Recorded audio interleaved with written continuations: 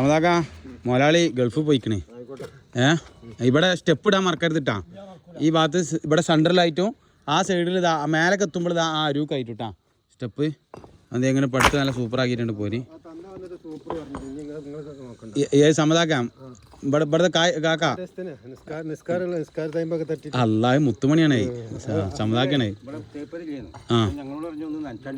മനസ്സില അതാണ് നമ്മളെ മനുഷ്യത്താണ് എപ്പോഴും വേണ്ടി. നമ്മളെ പണി എടുക്കുമ്പോൾ ഫുള്ള് വൃത്തി പോവാ. നല്ല വീതി ഉണ്ട് അല്ലേ, നല്ല സൗകര്യം ഉണ്ട്. മാഷാല്ലാ പണി ഇഷ്ടപ്പെട്ടില്ല അതാ വേണ്ടി.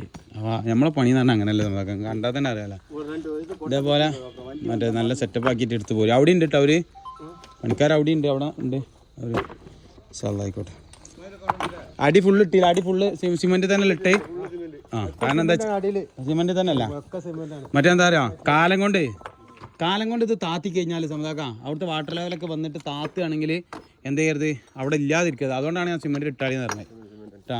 ആയിക്കോട്ടെ. ഇതൊക്കെ സിമെന്റിൽ അടിയൊക്കെ സിമെന്റ് ആട്ടോ മക്കളെ. കണ്ണ് പൊടിയിടാൻ വേണ്ടി മേലെ മാത്രം വെച്ചല്ല കേട്ടാ. ഫുള്ള് സിമെന്റിൽ ഇട്ട് സെറ്റാക്കി കേട്ടാ. ഓക്കെ. ഇത് വേറെ ടീം പഠിത്താണ്. അപ്പോൾ പടം ഇങ്ങനെ കൊടുത്തിട്ട് ഇങ്ങോട്ട് മുട്ടിക്കേണ്ടി വരും.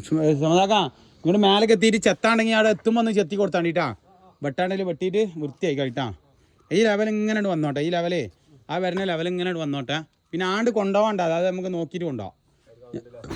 ആ ലൈന് നേരെ ആണ്ട് പോകാണ്ട് ഞാൻ നോക്കിയിട്ട് കൊണ്ടുപോകും.